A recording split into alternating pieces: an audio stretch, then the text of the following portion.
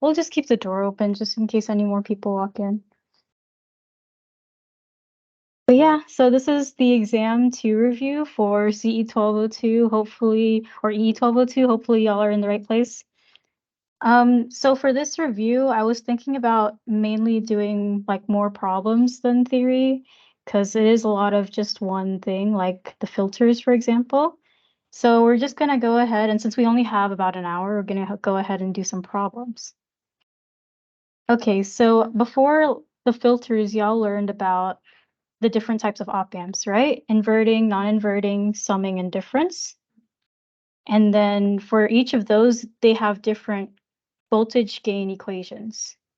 So you're going to be asked questions, like they're going to give you a question with an op-amp circuit. They're going to want you to figure out the gain of that op-amp and then also the voltage out. So we all know that the gain is the ratio between voltage out and voltage in.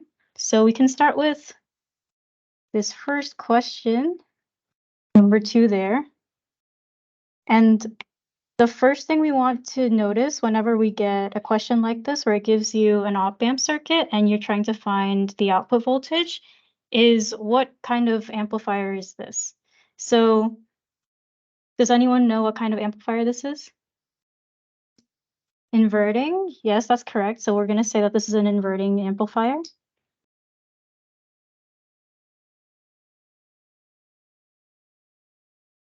Right, and then who can say what the gain equation for an inverting amplifier is? So let's say this is RF and this is RI. Anyone know off the top of their head?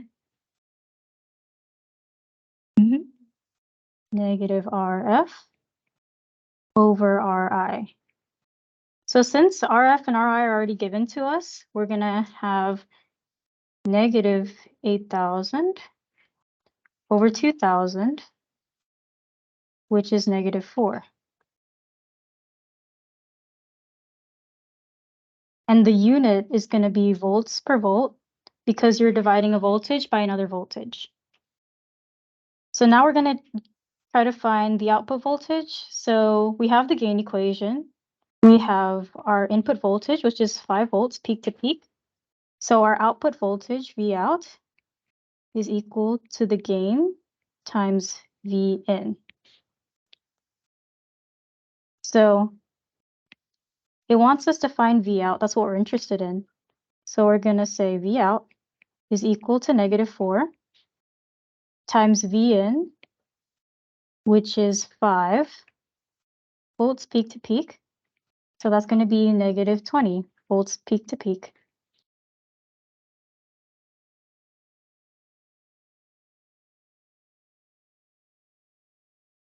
Now, what if it says that it wants the voltage magnitude, but it gives you the option to give it an angle. So it says, what's the voltage in phasor form? Where you have like something like X and Y is the degrees. So it wants you to convert it into phasor form. How would you go about doing this?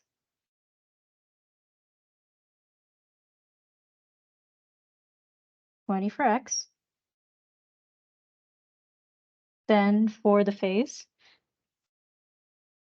180. You're going to do 180 because you're trying to go to the opposite side. So it's 20 with a 180-degree phase shift. That inverts it. It's basically the same thing. 20. Basically the same thing, but usually they want this magnitude to be positive.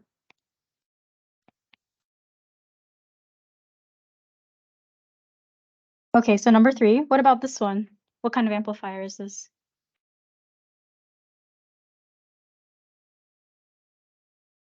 Non-inverting.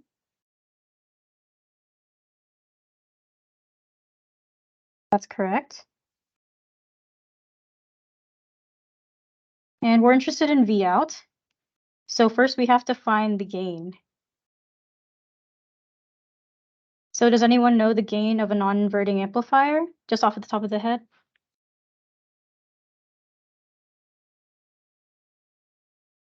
Equals 1 plus RF over RI.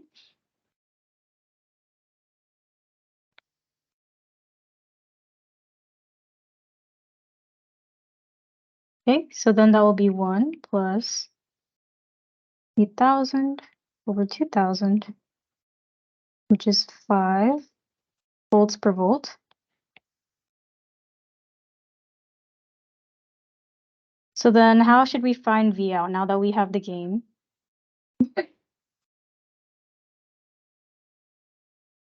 So we have V in and we have the gain. How should we find V out?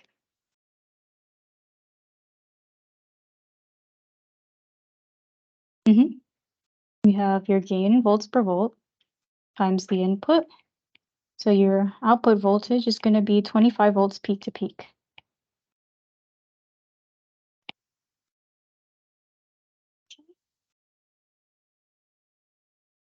And that's your answer. Oh, anyone still need to write that down? We good? All right. So the next one, what kind of amplifier is this? Summing.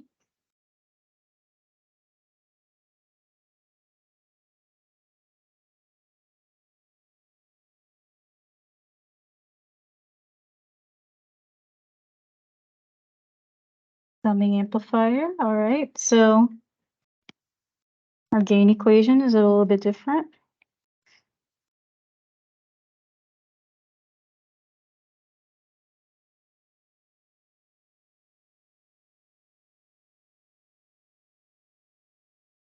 We're interested in V out, so we need the gain. And so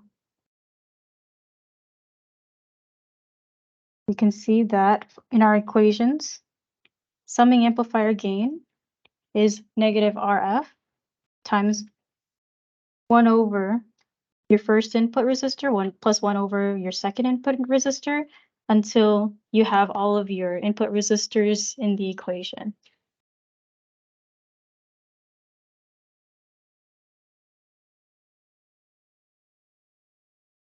But now we already know kind of the steps, so we can kind of go a little bit faster.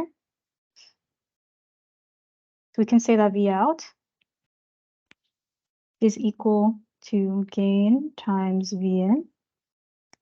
So V out is equal to negative RF over R1 V1, because this is the gain, the voltage, input voltage. So we have 3 input voltages. So that means we have 3 input resistances.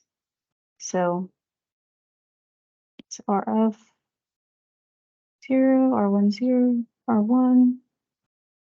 Oh, well, RF stays the same. So we're going to say plus RF over R2 V2 plus RF over R3 V3.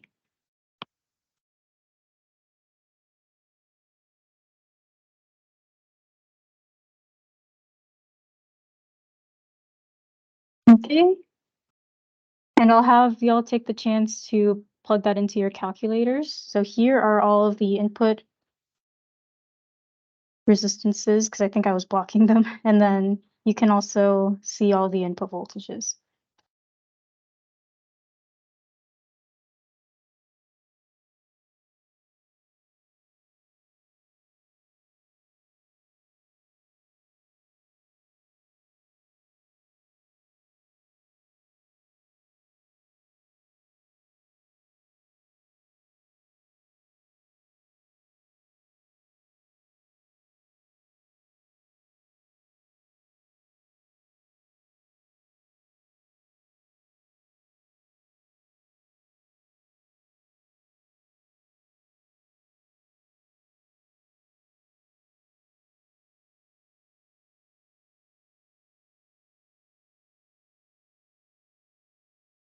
Right. So anybody who got the chance to plug that into their calculator, what did you get for V out? Once you're done. -54 volts. Oh, it's just volts peak to peak. And then when you got -54, you had it in this configuration, right? You had this into your calculator. Very nice. Okay. So now we got through an inverting, a non-inverting, and a summing amplifier. So we can move on to number 5. And what kind of amplifier is this? Difference. Can you say this is a difference?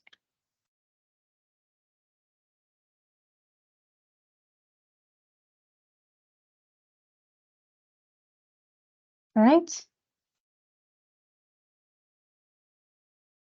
So for the difference amplifier, let's say that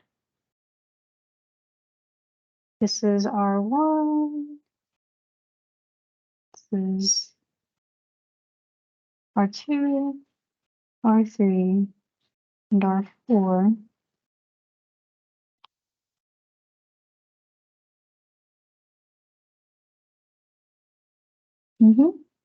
And for our difference amplifier equation, the gain is RF over RI, and then V out is your gain times the difference of the two input voltages. But it's only when this condition is satisfied. So when we go back to question 5, the ratio between R1 and R2 has to be equal to R3 and R4. And we're only going to work with this case in this course. So this is always going to be true. In this case, 1/4 is equal to 1/4. Yeah. And then we're going to find V out. So how do you suggest we find V out for this difference amplifier? It's going to be our last circuit for just finding the V out of an op-amp circuit, at least with this kind of complexity.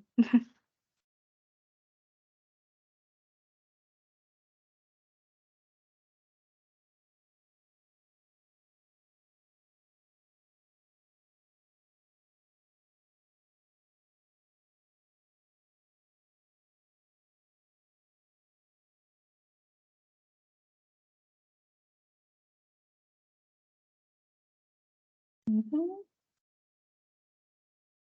Mhm.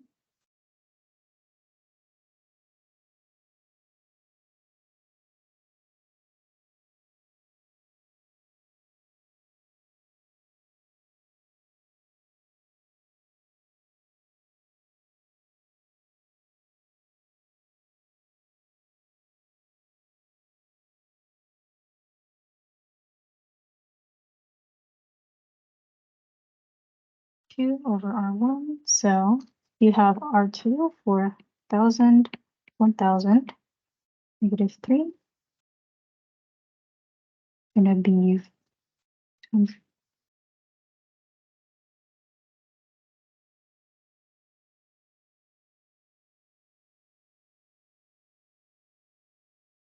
YouTube 5 volt. So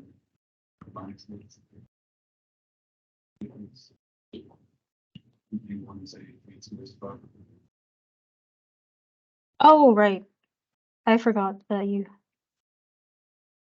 didn't realize this part. They have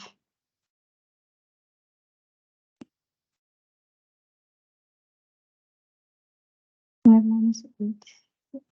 So we have 5 minus 8 will be, oh, what did I say? 5 minus 8 is negative 3 times 4. Yeah, 12. Peak.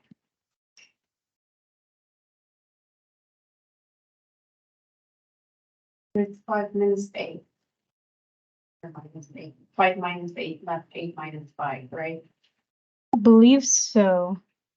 Yeah, because it's going to be your positive minus negative. I'm going to double check. Double check. Plus B2. Yeah. Mm-hmm.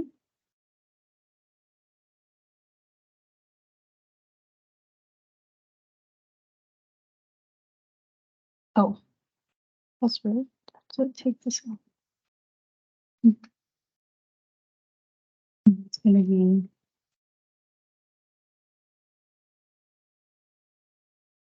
a 1.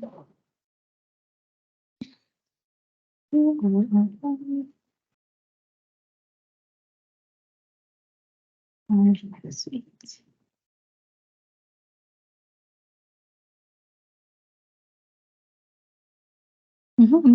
Yep. Okay. So for these basic gain equations where you're trying to find, or basic equations where you're trying to find V out from the gain, it's pretty straightforward. You just have to know which amplifier you're dealing with, and then its associated gain equation. So any questions on this part before we move on to something more difficult? What's the difference of We say, yeah.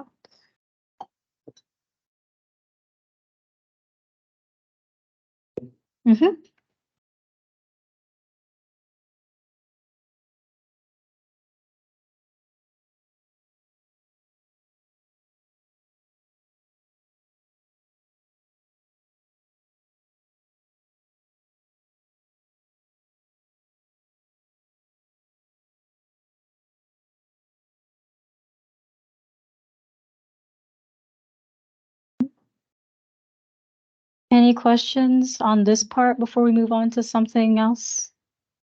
Nothing? Okay. All right. So we're going to move on to the golden rules and problems where you have to kind of put those rules into effect. So for example, something like this, where you have to find the currents at each resistor or going through each resistor. So the golden rules have to deal with the voltages at each terminal and the currents going into each terminal. So we have I1 going into the negative terminal, I2 going into the positive terminal. And then V1 and V2 correspond to the same thing. So what's one golden rule out of the two?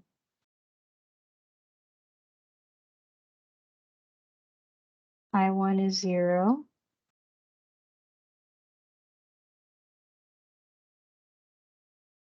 And I2 is 0.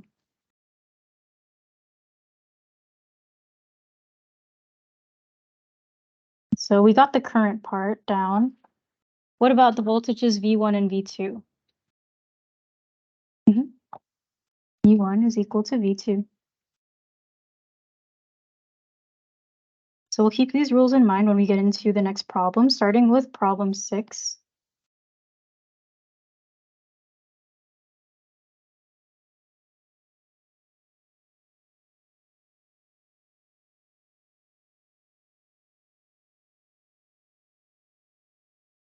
Okay, so when we see something like this, we want to figure out what kind of amplifier is this. Very first thing, we see that it's a inverting amplifier, which determines what we get at V out. So for this kind of problem, I would go ahead and find V out first.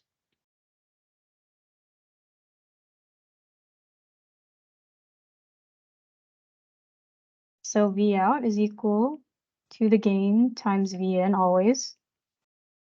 And the gain of an inverting is going to be a negative RF over RI. Just going to be negative 3600, which is this resistor here, over 1600.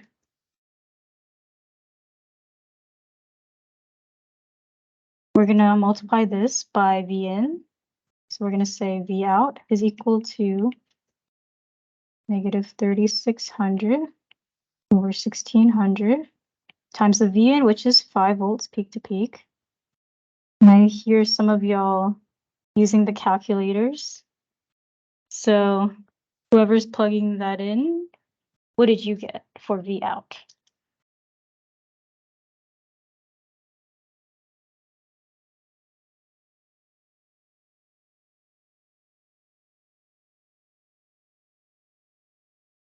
Okay, so we have V out, which is right here.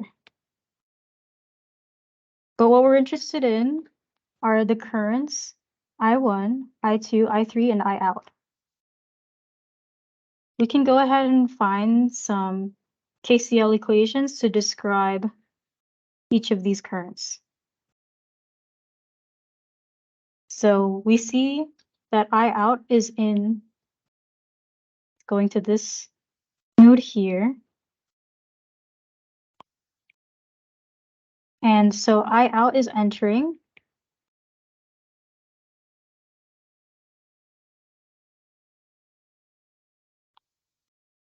I2 and I3 are leaving that blue node. So we say that I out is equal to I2 and I3.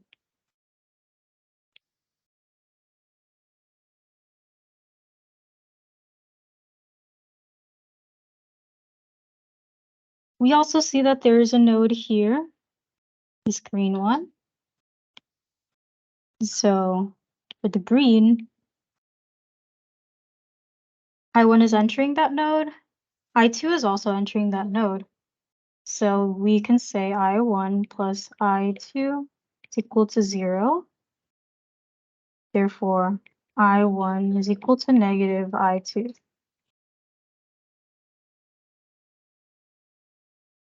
So those are a couple of the KCL equations we can use to help us solve any missing current.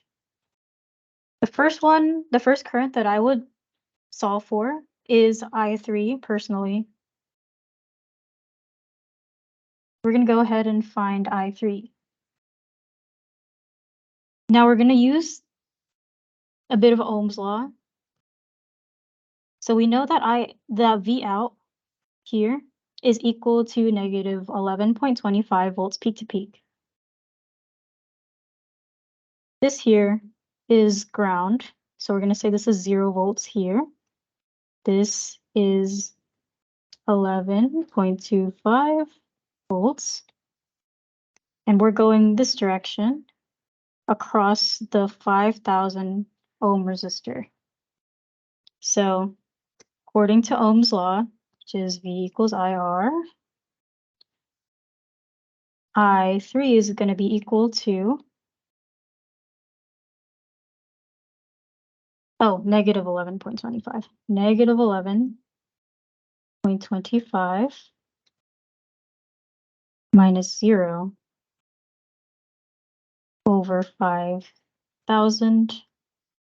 And then your answer, you can put it into milliamps, right?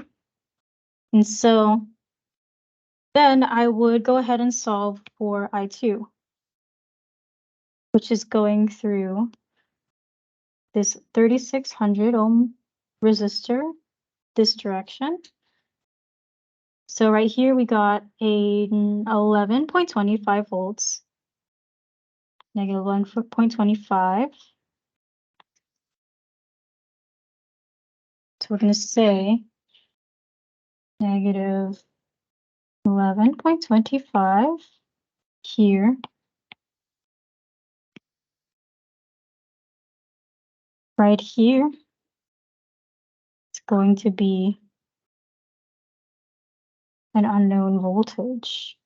See? So honestly, for this, you would do a lot of trial and error, but if it turns out that I2, you're kind of iffy on how to solve that, why don't we go ahead and solve for I1, since I2 is going to be the opposite of I1, like the opposite sign.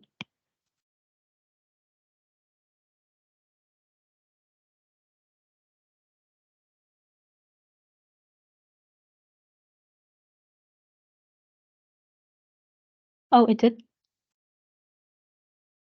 Oh, like the which part stopped displaying? I need to see up here. Oh, does it show when I do that? Like I'm like doing the. Okay, nice.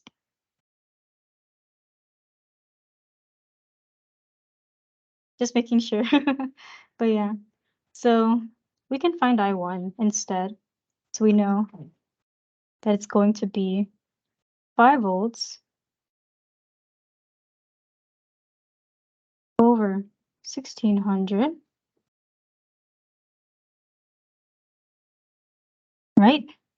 Because actually right here is ground, so this is 0 volts, and according to the golden rule, this should also be 0 volts. So it would be technically 5 minus 0 over 1600 for I1. It's also going to be something in milliamps. Then I2 going to be the opposite of I1.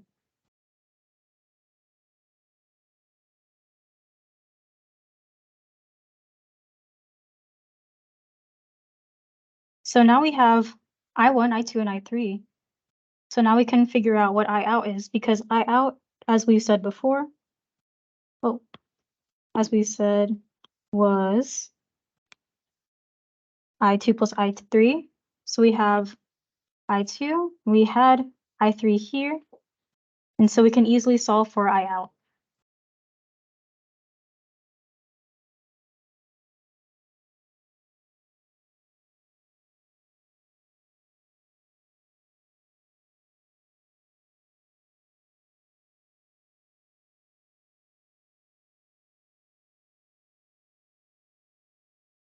Okay.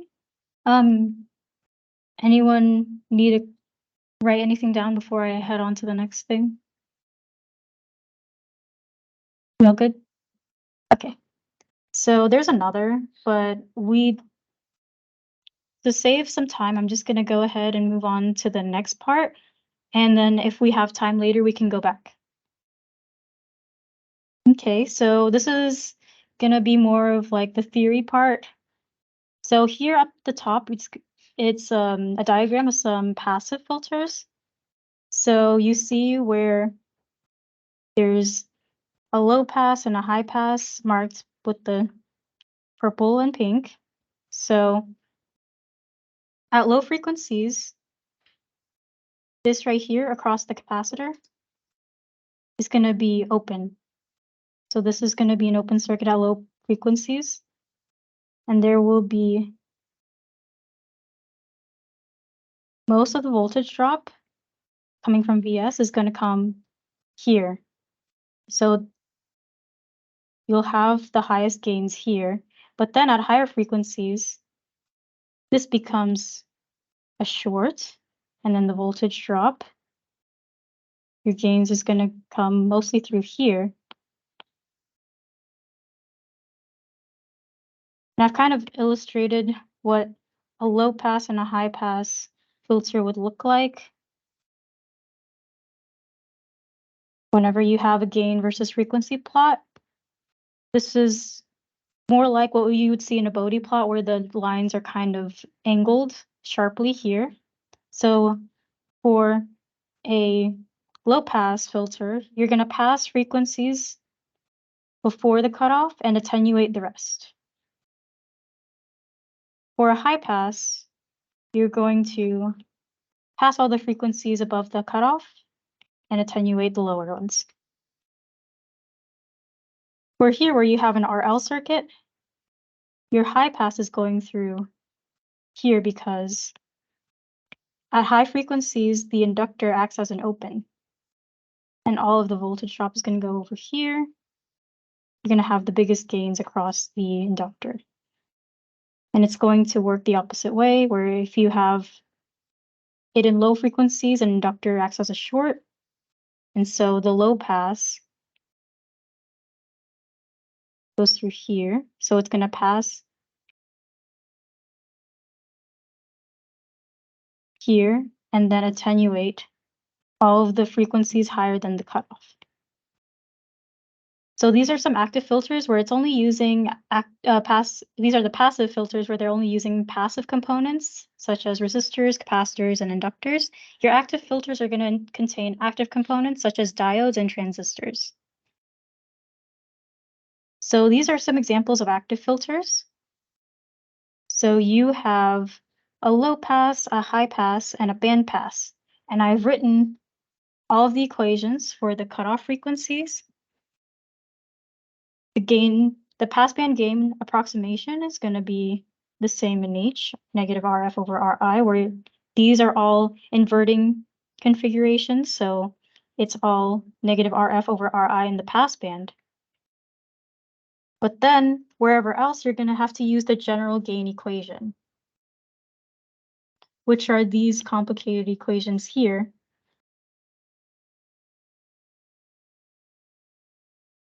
General gain equation. And on the exam, I don't recommend memorizing these, like doing a by rote memorization of these, because it's going to be kind of hard to recall them on the exam when you have a lot of pressure on you. So I would recommend trying to derive them yourself, and I can show you how to do that. So these are what all the filters, low pass, high pass, and band pass would look like if we're using an active filter in this class. All of their equations and the cutoff frequency equations. We're going to move on to the Bode plots. So for the Bode plots questions, you're probably going to need to do, very likely going to need to do the volts per volt to dB conversions and the other way around. So right here we have the gain in volts per volt, and then next to it's the gain in volt in dB in the passband. At the cutoff, this is the gain in volts per volt. This is the gain in decibel.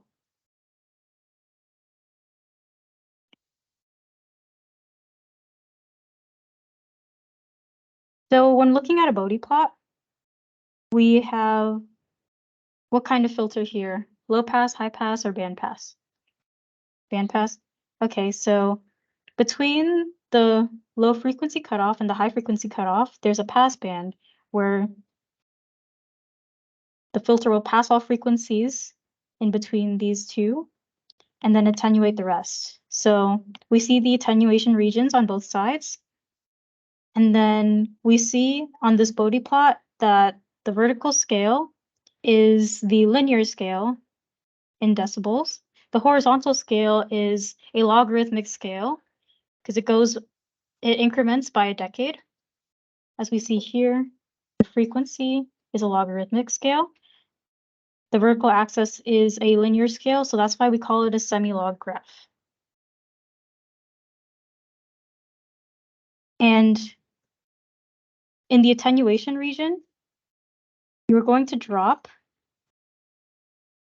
20 decibels from your gain. So let's say this is the gain A, and then it's at 1,000. Let's say it's not 1,000. Let's say it's 15 dB. And then instead of this being radians, we're gonna have it be hertz. And let's say this cutoff frequency is 2,000 hertz. So that would mean that in the next decade or the decade before, it's going to be 200 hertz. because they're a difference. The difference is 1 power of 10, right? So let's say you have your passband gain is 15 decibels. And your cutoff frequency is 2000 hertz. The frequency you're looking at is 200 hertz. What's the decibel gain at 200 hertz? Well, it's not going to be your cutoff gain minus 20. It would be your passband gain minus 20, because we said that it decreases by 20 on each decade. So here is 12 dB at the cutoff, but there's a 20 dB difference between the gain in the passband and this gain at 1 decade before the cutoff. So at 200 hertz, you're going to have a -5 dB gain. It's not going to be 12 minus 20. It's going to be 15 minus 20.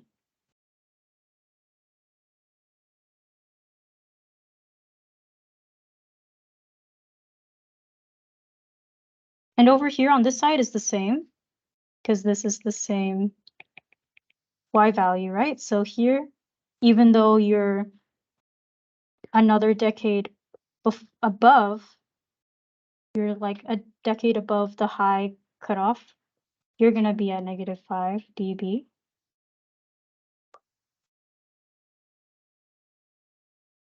So they're at the same value.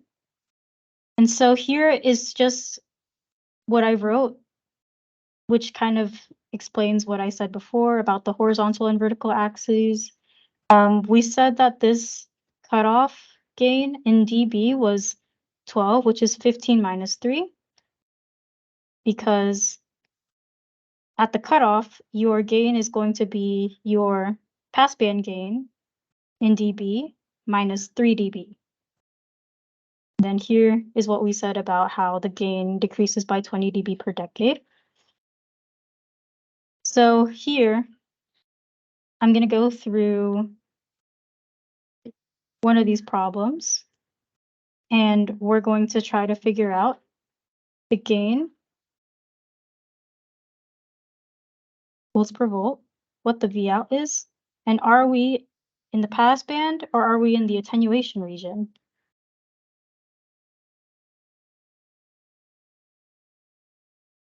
This omega describes the frequency that we're at. So whenever we're trying to find whether we're in the passband or the attenuation region, we're going to find the cutoff frequency first. But in order to do that, we have to figure out if this is a high pass or a low pass filter. So we can go back to our reference sheet, and it is a low pass filter where you have the complex here at the feedback, and we have the complex here at the feedback as well.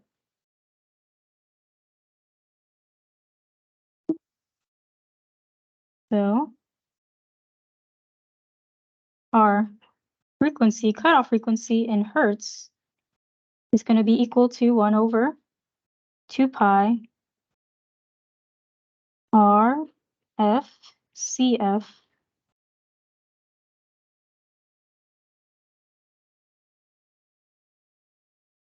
and we want it to be in radians per second instead of hertz, because we want to compare our operating frequency to the cutoff. So to convert this into radians per second, we're going to multiply it by 2 pi, which then causes these 2 pi to go away. So then your cutoff frequency in radians per second should be equal to 1 over our FCF. And then here are the resistor and capacitor values. If someone's doing this on their calculator, let me know what you get for the cutoff frequency.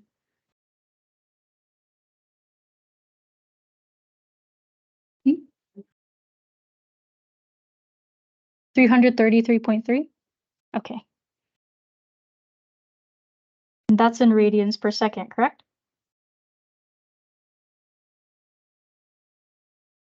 per second. Okay.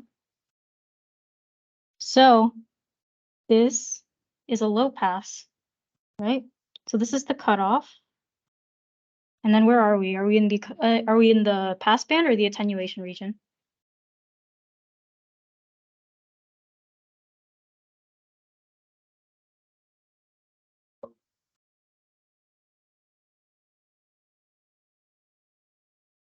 This is the cutoff. So if we look on the reference sheet here, it's a low pass filter. So anything below the cutoff is passed, anything above is attenuated.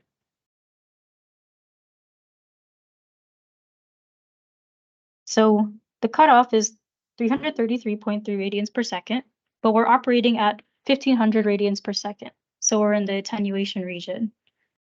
If we were in the pass band, we could use the regular gain equation, the general gain equation, which is negative RF over RI. But since we're not, we have to use the general gain equation, which is going to be, since it's a low pass, we're going to use this equation.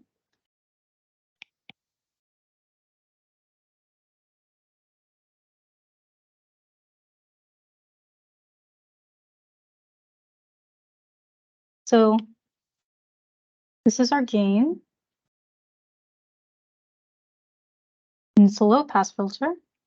So it's following the same principles, the feedback over the input. So the feedback is a complex. Input is just Ri, 1K. So this is the general gain equation.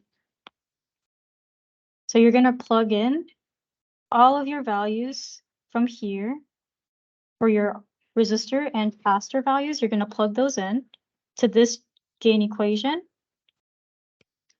Whatever answer you get is your gain at your operating frequency. So wherever they have omega, you're going to have to use your operating frequency. So this is going to be the gain of this filter when omega is at 1500 radians per second.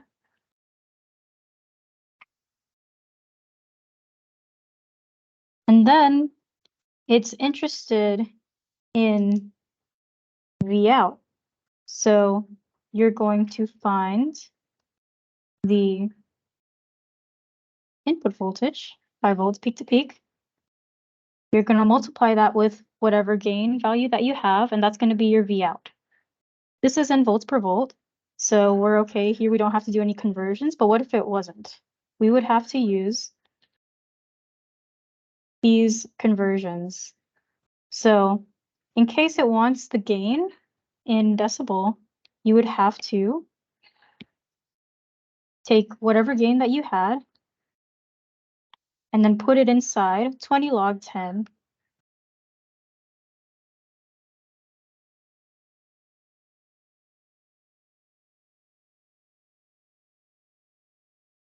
Mhm.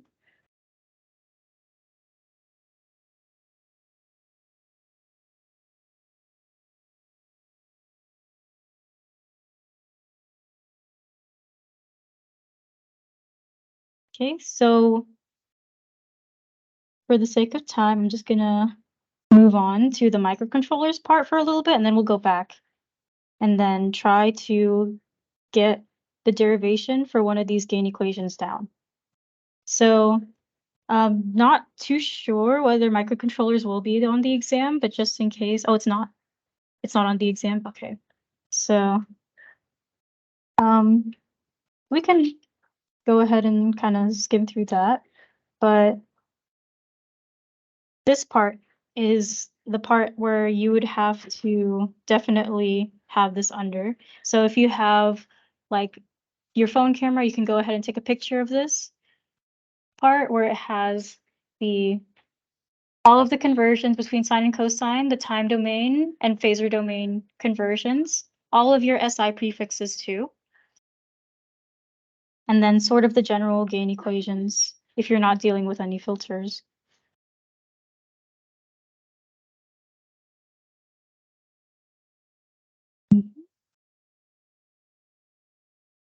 Okay, so for this part, the question that we were just at, where we were trying to find the gain and V out of this low pass filter. Any questions on how we kind of get the gain and V out? Is this an understandable approach? Okay, so one of the concerns is the needing to figure out whenever you get to this point, how do we get this equation? Or how do we get this equation here?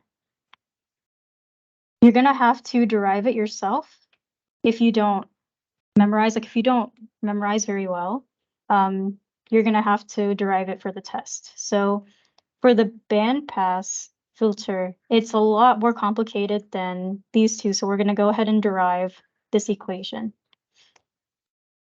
Because there's a complex input and a complex feedback, ZF over ZS. So we know that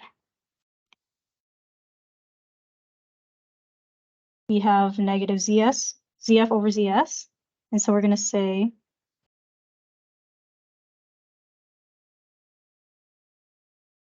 negative. These two are in parallel.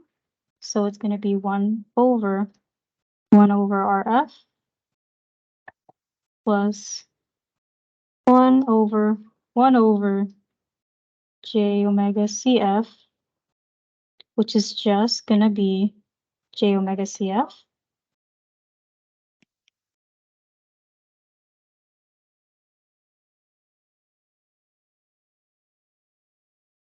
Right, and then the bottom part, which is the input impedance, we're just going to have those two in series.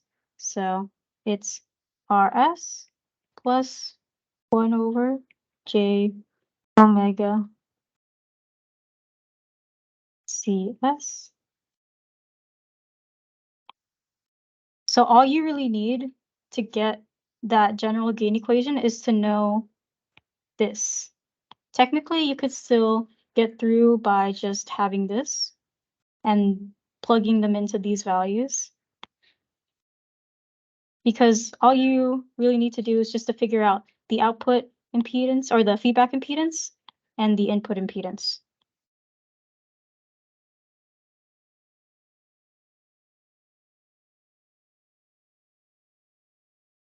And the general gain equation was just a simplified version of this. So you can go ahead and derive that yourself, or you can just use this. And it's the same case for the high pass and low pass active filters. You can just have the gain equation be your output or your feedback impedance over your input impedance. And that should be all for this review. We're about out of time since there's a class that's going to have a lab in here, but I'm still free. Like I'm going to be in those tables. And then if you have any other questions, you can go ahead and ask me.